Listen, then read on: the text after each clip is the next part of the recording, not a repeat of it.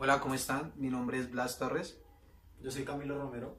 y somos estudiantes de negocios internacionales en la Corporación Unificada Nacional de Educación Superior, CUN.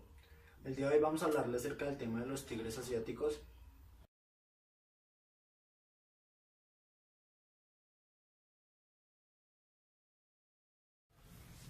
Estos países tienen en común su reducida superficie, la falta de recursos naturales para su utilización como materia prima y la falta de combustible, por lo que son importadores de petróleo. Uno de los factores positivos que favoreció la comercialización de estos productos fue su posición geográfica, ya que estaban cerca la una entre la otra, y la relativa cercanía que tenían entre sus corrientes de capital.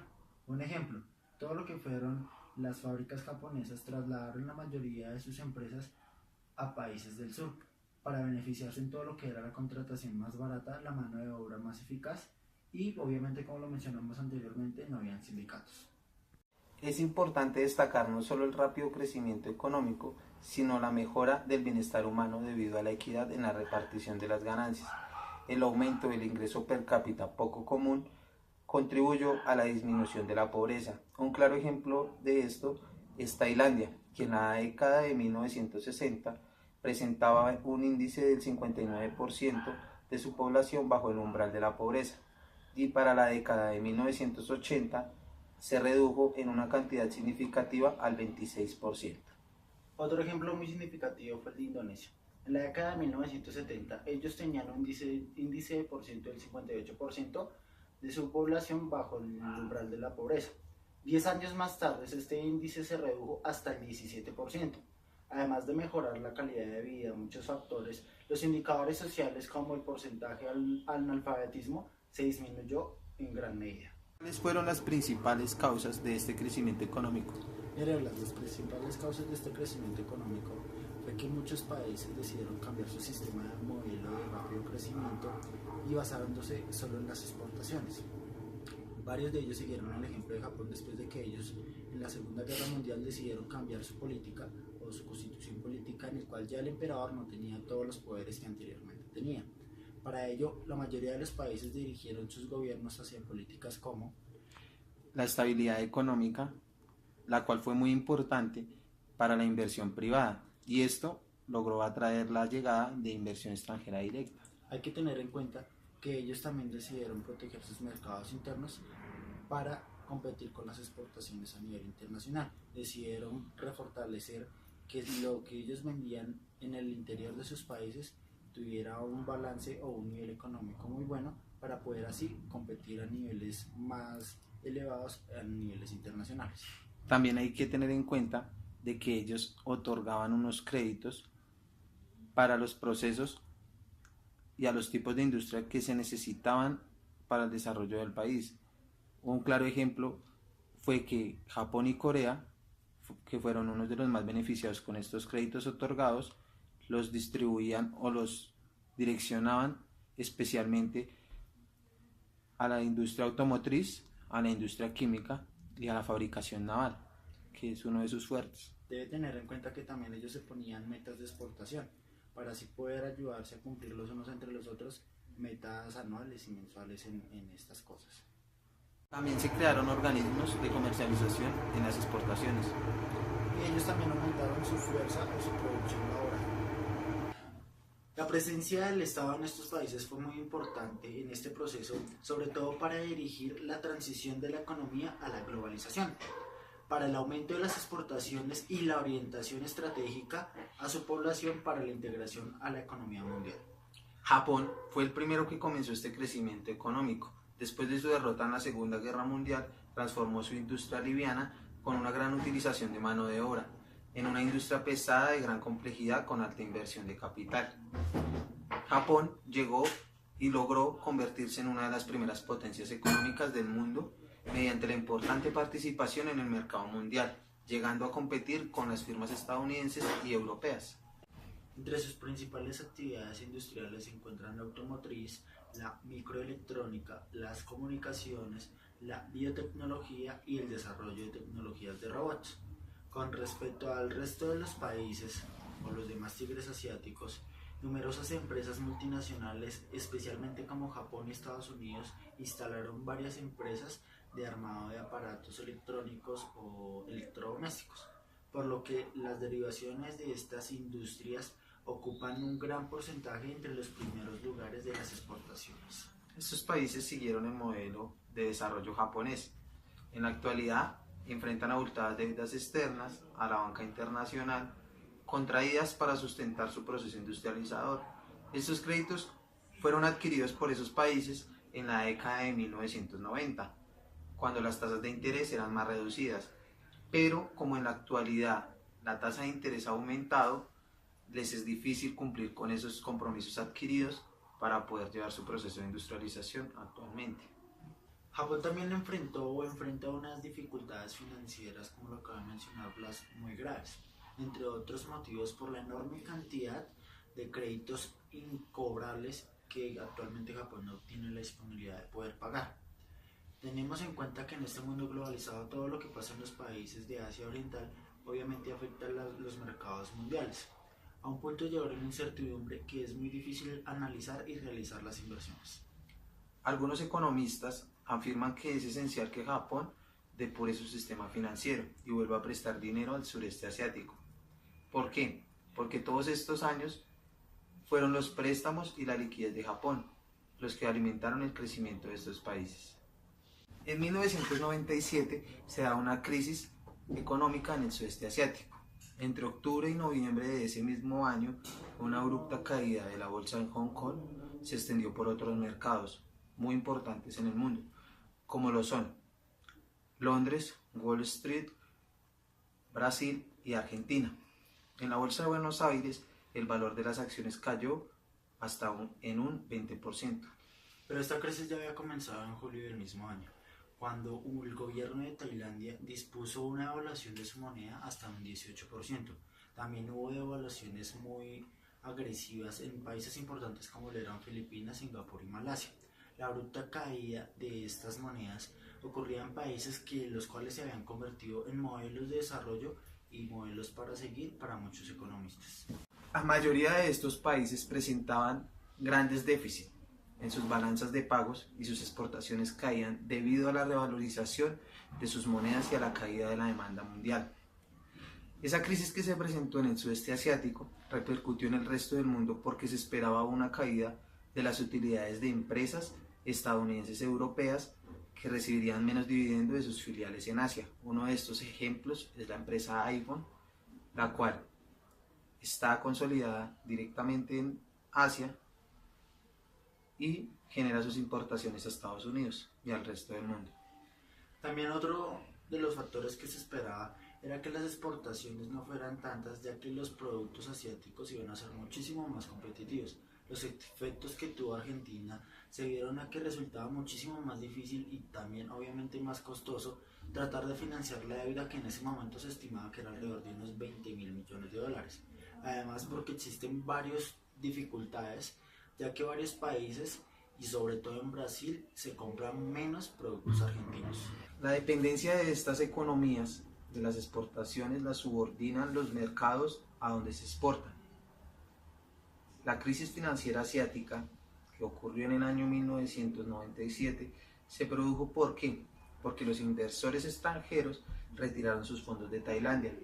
Esto generó pánico pensando que si la economía de un país se desplomaba podría afectar a otros en repercusión.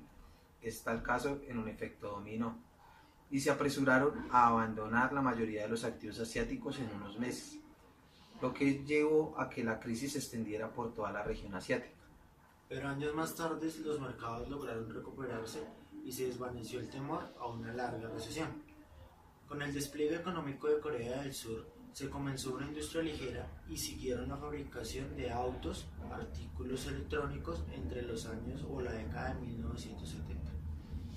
La crisis financiera llevó a la bancarrota a la mayor fábrica de autos surcoreana, denominada Kia Motors. Sin embargo, las ayudas del Fondo Monetario Internacional y las reformas en los mercados lograron restablecer la estabilidad en el año 2007. Corea del Sur ascendió al 9º puesto de las economías mundiales, aunque existen interrogantes sobre sus perspectivas a largo plazo.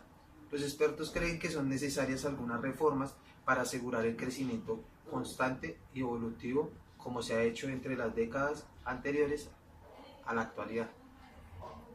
Taiwán era una economía agrícola en los años 1950, pero después de 1962, las reformas económicas que este país sufrió impulsaron un desarrollo industrial y atrajeron la inversión extranjera. Taiwán recibió obviamente apoyo de los Estados Unidos, que quería reforzar su régimen local, ya que esta pequeña isla era considerada parte del territorio nacional de la China continental. Al principio, en Taiwán la mayor parte de su producción era textil, pero a partir de los años 80 se orientó a los productos de alta tecnología y hoy Taiwán domina la producción mundial de computadoras.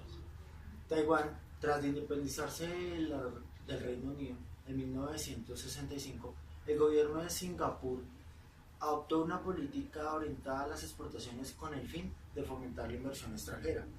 El resultado fue un crecimiento del 8% anual. Estamos hablando que eso ocurrió desde 1960 hasta 1997, que pues es bastante significante. La mano de obra calificada y una eficiente infraestructura lograron atraer muchísima inversión extranjera. Se dice que más de 7.000 empresas, que representan 2/3 de la producción de manufacturas. Las áreas de producción incluyen la electrónica y la farmacéutica. Hong Kong era una colonia británica desde 1842 hasta 1997, donde se inicia la crisis económica en el sudeste de Asia. Vivió en los 50 un proceso de industrialización que lo hizo líder tanto en el mercado de equipos electrónicos como en el de los juguetes. A partir del 2005, la creciente confianza de la bolsa de Hong Kong ha consolidado su estatus como centro financiero del sudeste asiático.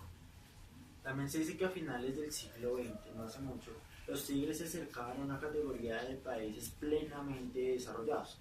Las inversiones en educación que ellos ya habían hecho crearon una mano de obra muy calificada que requería obviamente pues mayores salarios y unas mejores condiciones laborales para todos sus empleados y su población. Los inversionistas comenzaron a buscar otros países asiáticos como Tailandia y Malasia, o Indonesia en su caso, para obtener beneficios constantes. Durante la década de 1990, estos países se desarrollaron en economías muy dependientes de las exportaciones y con sólidas inversiones de extranjeros. Desde los años 60, Corea del Sur, Taiwán, Singapur y Hong Kong lograron un crecimiento económico tan rápido que se ganaron el sobrenombre de tigres. Algunos de estos tigres están entre las únicas antiguas colonias europeas que se aproximaron al ingreso a las naciones industrializadas consolidadas. Crearon bancos estatales con el fin de brindar créditos e incentivar a la industria, también para el fin de atraer la inversión extranjera. También lograron hacer que países que estaban unidos a ellos lograran un despegue en las exportaciones y entre ellos mismos se unieron en la mano de obra, en la tecnología, y eso les permitió producir artículos a un menor precio y con una mejor calidad. Tailandia e Indonesia resultaron muy afectados luego de la crisis económica de 1997. Desde entonces los gobiernos de ambos países aplicaron unas medidas económicas de doble vía que priorizaban el desarrollo interior y al mismo tiempo la producción orientada hacia la exportación. Estos nuevos tigres asiáticos tenían un mayor crecimiento económico y sobre todo lo que era Malasia. Ellos parecían copiar a los tigres originales gracias a la mejora que ellos tenían en educación y al hecho de que ellos se centraron más que todo en la alta tecnología. El sobrenombre de tigre, como ya se había mencionado anteriormente, se le aplica a otros países con economías en rápido crecimiento, pero preocupa su impacto en los trabajadores y su mano de obra. Respecto a lo de la mano de obra barata, los tigres asiáticos han sido acusados en varias ocasiones de orientar su economía al beneficio de los inversores, manteniendo bajos salarios. Según un informe realizado por el Banco Mundial, apuntó que son menos sensibles que otros gobiernos con economías con desarrollo a fijar un salario mínimo. Según un amplio estudio sobre los estados desarrollados en Asia, en los países asiáticos hay una característica compartida en el funcionamiento del Estado, y sus relaciones con la sociedad entre ellas. Se dice que hay un sentido de comunidad entre los principios detentadores del poder que inhibe el juego de los intereses propios, que hay poco conflicto con las políticas de industrialización porque, a diferencia de lo que sucede en los países subdesarrollados, el poder y la riqueza no están en las manos de los dueños de las tierras o vinculados a la explotación de los minerales. Ya para concluir, cabe resaltar que el trabajo de estos países es de gran ejemplo para los demás en el mundo, porque a pesar de que muchos de estos países asiáticos perdieron después de la Segunda Guerra Mundial y sus índices de pobreza eran muy elevados, ellos lograron estabilizarlo y además de eso se volvieron potencias mundiales, ya que se enfocaron en educar a su pueblo, se enfocaron en mejorar la cultura, en mejorar esos índices económicos, sus procesos de industrialización, su economía, tal punto que se apoyaron los unos a los otros para volverse fuertes en la economía de exportaciones a nivel mundial. Claro está que al tratar de volverse países industrializados, adquirieron deudas muy elevadas con bancos internacionales y entidades internacionales de financiamiento. Sus deudas hoy en día son bastante elevadas, pero ellos representan una clave importante en la economía de la globalización hoy en día, porque lo que afecta al oriente pues afecta obviamente al occidente y al resto de las economías tanto en Latinoamérica como en Estados Unidos. Estos tigres asiáticos tienen varias ventajas, como lo son que su mano de obra es muchísimo más económica. Ellos ofrecen unas ventajas a los inversores extranjeros y adicional a eso pues tienen una mejor facilidad de las vías marítimas para la exportación, lo cual mejora pues la calidad de sus productos y su eficiencia a la hora de tratarse de negocios internacionales. Gracias, que esté muy bien.